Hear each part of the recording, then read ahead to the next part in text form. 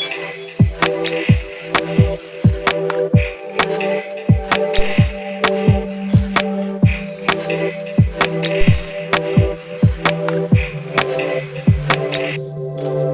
been looking at cybersecurity issues for a long time.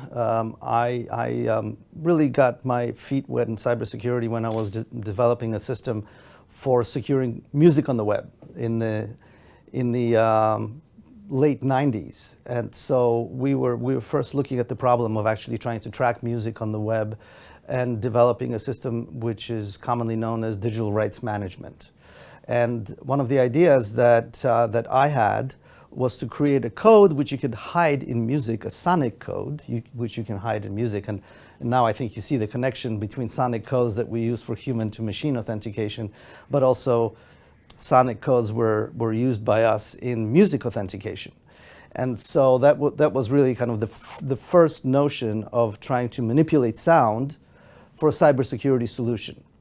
So yes, we've been doing this for a while. And that digital rights management solution, which is called audio watermarking, was a very successful technology, became one of the standards for the Recording Industry Association of America. So we've been doing that for a while. And as part of that effort, I actually spent a little bit of time at Cambridge University, where I was able to study different cryptographic solutions. What we were doing with audio watermarking is a field in cryptography which is known as steganography. And steganography is the art of hiding information within other information. So let's say you're transmitting a piece of music, but what's in that piece of music isn't just the music, there's also some hidden information in that as well. And so, in a way, we're doing that for IoT cybersecurity too, because when we transmit a sound, it isn't just a sound, there's information within that sound. But it's a piece of information which is specifically designed to be very secure. So, yes, we've had a long history of looking at cybersecurity solutions from different angles.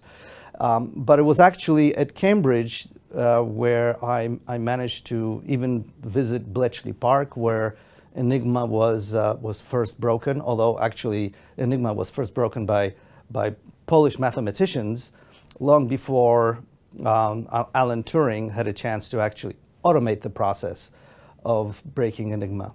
But the first deciphering of how Enigma worked was really done in Poland by the underground. But I noticed that the weakness of Enigma is something that later, after World War II, was eliminated by something called one-time pad encryption.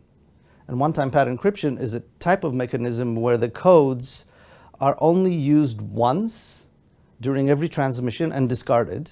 And the codes, the actual key for encryption, is as long as the message itself.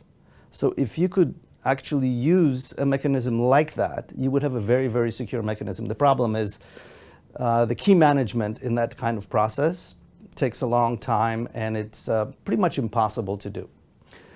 So this was in the late 90s, and I'd been thinking about that since the late 90s, and along the way I figured out a way to actually make that kind of encryption work.